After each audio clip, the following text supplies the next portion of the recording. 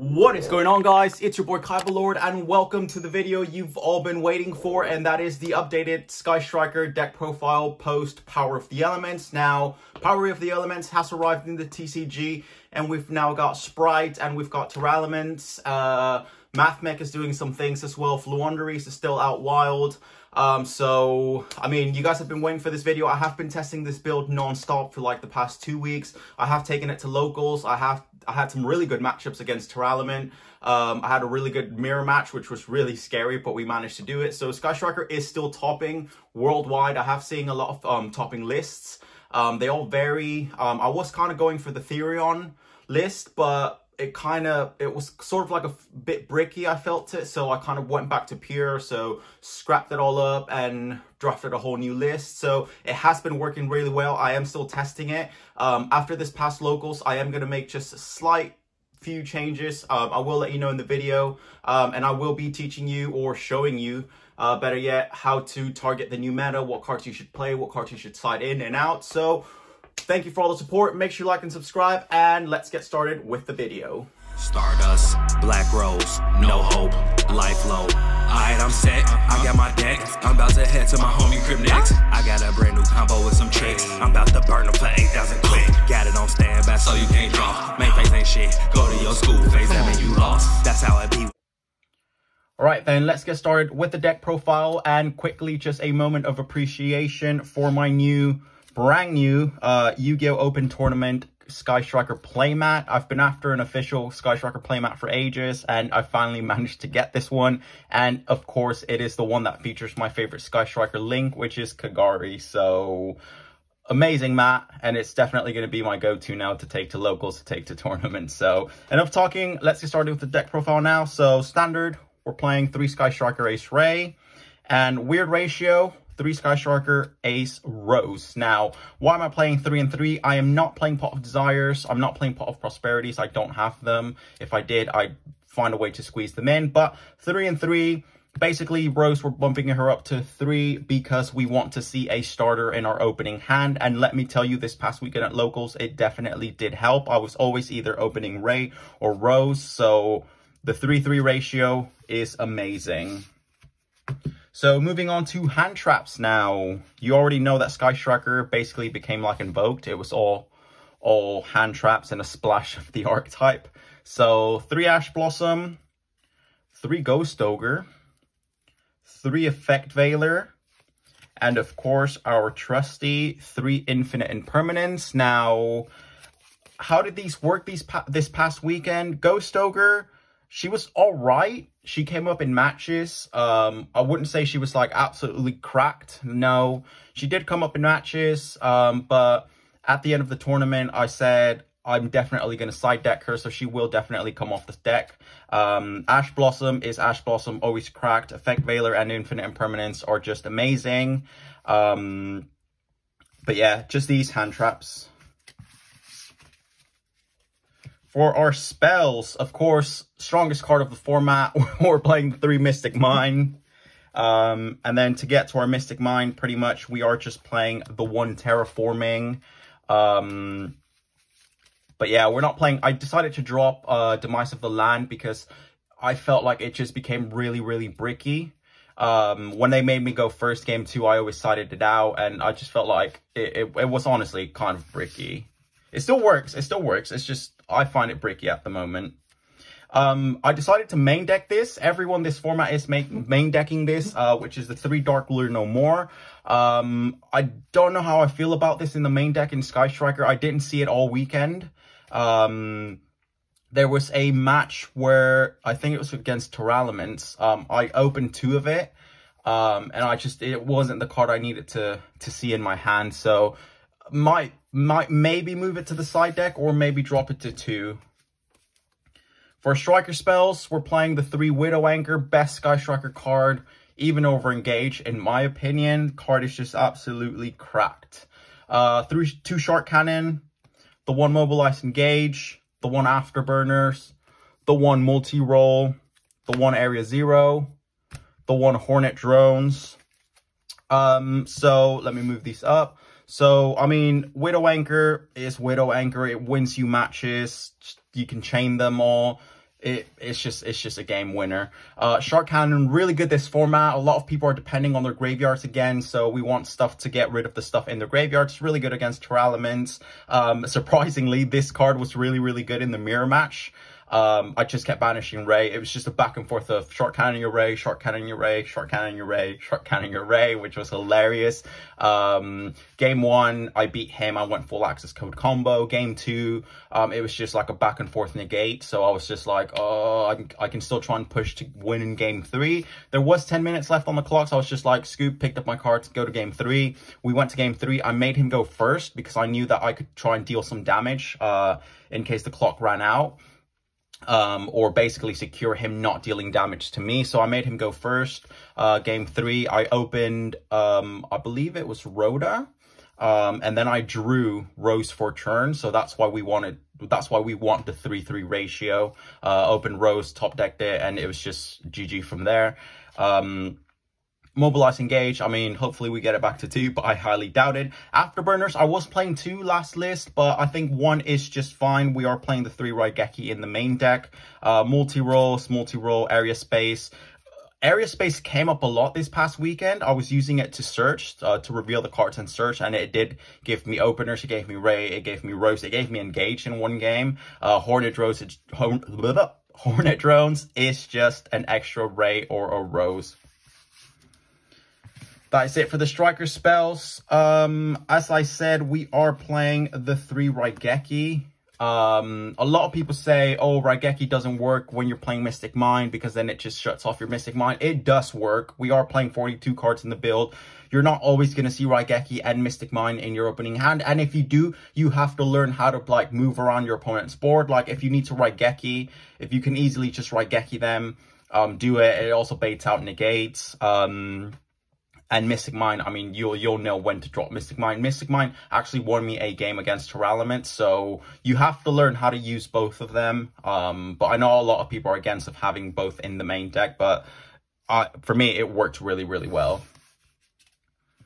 Oh, actually, one more card we're playing to search. Actually, I'll get to that last. One-ofs, we're playing the one Called by the Grave, the one Feather Duster, and the one Reinforcements of the Army. So, Duster is just Duster. I did see it a lot this weekend. I managed to draw it in a 42-card build. Weird. Called by the Grave, I mean, the card needs to go or needs to come back to 3. And Reinforcements of the Army to search our Ray or our Rose. When I've got Ray in hand already, I tend to go for the Rose, and vice versa. So yeah, the last card to search our Mystic Mine, or if you're desperate for your Area 0, is the one Multiverse. So that's that. So 42 card build, chunky build. It looks chunky because I'm double sleeving, but it is 42 card build. I don't have prosperities. If I did, I'd manage to squeeze in maybe 2. I don't know. Well, 90% of the lists aren't playing them. I don't know if because they don't have it like me, or because it's just a weird card at the moment. I was playing Theorem, as I said, but I decided to go for Pure. But now starting off with the extra deck. So we're playing 3 Hayate. We're playing Mystic Mine. So we would definitely want to see the 3 Hayate. We're playing the 3 Kagari, the 3 Shizuku. A lot of lists going second, I believe, are cutting the 1 Hayate. Some lists are even cutting the Shizuku for like other things, for Lina, the Light Charmer, I believe it is. A lot of people are playing Dark. I'm playing Dark in the extra deck, so I still like seeing 3-3-3 because I always get nervous when I start running out of links and I've still not dealt enough damage. I'm like, I'm doing something wrong, so I have to like reset and just start thinking of how I'm gonna get game. The 1 Kana, I usually quick effect her on Ray, off Ray. Will go into her with the effect of Ray on my opponent's turn, target the monster, and then that freaking monster can't OTK me or hit me for whatever. So really good cards. It's worth playing a 1 of. I am playing the 1 Zeke. I did cut this down from the last list to 1. Honestly, I did miss the 2nd Zeke. I missed it. I usually just Widow Anchor something, attack with it, and then link it off to get rid of it. But there was a match. I'd already used the Zeke. And I just needed something. I needed something to link off my opponent's monsters, but I didn't have anything. So I just gave it back to him, which was not really good because I did lose the game next turn. But if I'd gotten rid of that monster, I could have won. The 1 Dark, absolutely cracked card this past weekend. I kept going into him. To be fair, sometimes in some games I forgot I even had him in my extra deck.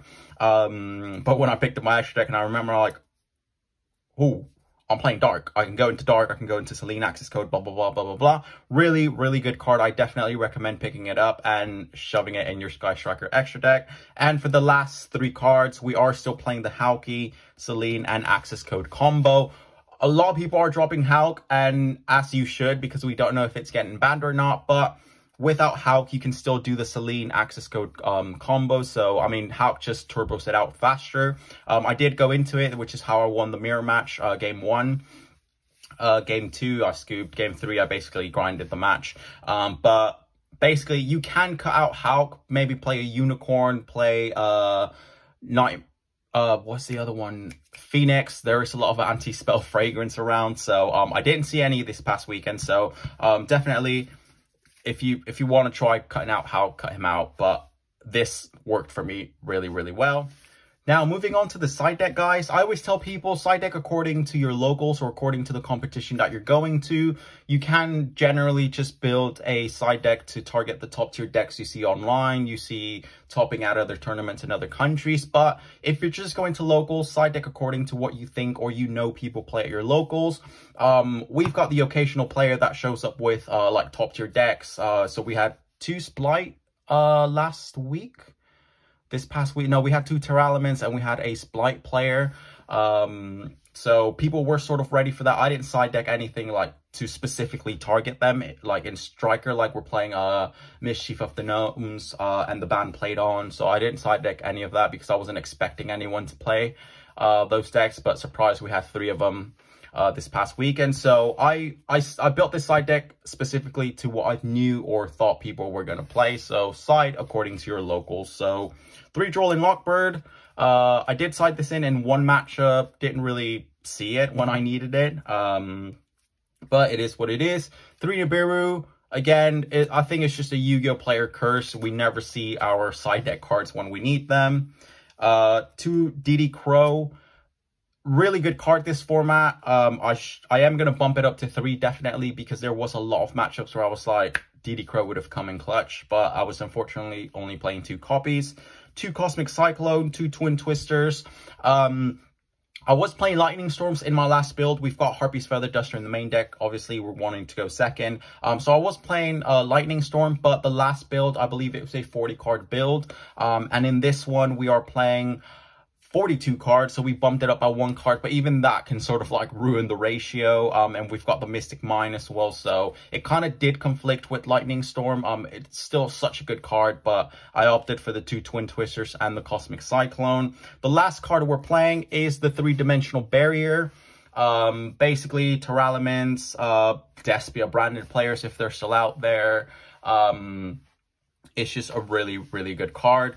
Synchro deck, Sword Soul. A lot of people in our local sided in against Sword Soul. I know there is Token Collector, but I'm not a fan of that card, as there is only 1 Sword Soul player at our locals who is the person who won it.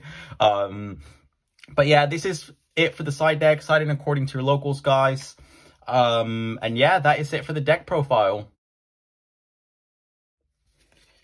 Alright, so for the Spright matchup, hand traps you're going to need, or you can play Cypher and Gamma, Effect Veiler, the Infinite Impermanence, Ghost Ogre, DD Crow, and Ghost Spell. So with Gamma, you're going to want to Gamma the Swap Frog or the Deep Sea Diva. You basically negate the effect, pop it, and then they've got no monsters to go to pop off their combo. For Ronin Toad and for Spright Elf, you're going to need Ghost Spell and DD Crow. DD Crow, hit the Ronin Toad. You can also Ghost Spell it, but Ghost Spell, you're going to want to hit the Spright Elf. For Gigantic, Spright, like if you've let them go into their XYZ, you're going to want to Ogre it. You're going to want to Infinite Impermanence, or you're going to want to Effect Veiler it. So you want to also get rid of it. You want to negate its effect. A trap card you can tech in Sky Striker is And the Band Played On and Mischief of the Gnomes. It basically lowers the level of monsters, and the other one lets you, or prevents from special summoning monsters with the same level that they already control. So that is it for the Spright matchup. Now, for the Exo Sister matchup, you're going to want to Imperm, Valor, or Ash Blossom the Mikalis, which is their XYZ. You are going to want to Gamma the Martha. You can also Gamma the Mikalis and get rid of it. Another card, they do play Called by the Grave and DD Crow, so you will need the Ghost Spell and Haunted Mansion. And obviously, Ash Blossom, you can also Ash their trap card. For the Tearaments matchup, you are going to want to Imperm the Winda, so you can do stuff on your turn. You can also Imperm the Predator Plant Fusion that they play. You're going to want to Ogre the Redoer. It basically steals a card from the top of your deck, so it is very hard to not hard, it's just annoying. You can also try and Gamma them. Whenever they normal summon, try and negate it and pop it. It's most monsters that you can Gamma. So you can also try and Nibiru them, but try and do it before the Winda. So if they, I did have a matchup against Tearaments actually, but annoyingly they only ended on 4 monsters. Swung, ended their turn. I was like, we need one more. But yeah, for the Tearaments matchup, your main cards are going to be the Ghost Spell, the DD Crow, the Ash Blossom, the Effect Veiler, and the Infinite Impermanence. And obviously the Dimensional Barrier inside if you can trigger it off. And Claw Fusion. Now, if you come up against any Math Mech, you want to Ghost Spell the Math Mech Super Factorial, which is their trap card, so you have to negate that. Do not let them go into Sigma. A lot of builds are playing Sigma, and they are very difficult to deal with playing Sky Striker. Then you're going to want to Ash Blossom or Gamma the Math Mech Circular. Do not let them go into their combo, so we're saying no to everything. The last card you need to worry about is Math Mech Diameter, so you're going to want to Imperm that, or you're going to want to Effect Veiler that. You can also Nibiru them when they go on the 5th summon, but make sure, obviously, don't let them go into Sigma if they are playing that. I know some builds are, some aren't, so it's still worth playing. I mean, I played it this past weekend. But for the current meta, guys, as I said, your main hand traps will be Effect Veiler, Infinite Impermanence, DD Crow, Ghost Spell, Ash Blossom, Gamma, and Ghost Ogre. You can also opt for Skullmeister. You can also play, what is it called? Spooky? No, it's not Spooky. Ghost Mourner and Moonlight Chill. You can also play them. It's just a worse Effect Veiler in my opinion. But thank you guys so much for watching the video if you watched all the way till the very end. Again, I am no expert. I am not perfect at Yu-Gi-Oh! So if I made any mistakes or if you got any tips, any corrections, do let me know in the comment section down below. I don't take criticism in a bad way. I do really appreciate it. So let me know what you guys think in the video. If you guys have any comments on what to play, how to tech Sky Striker this format, let me know in the comment section or message me on Instagram. Thank you guys for all the support. Kybalord out.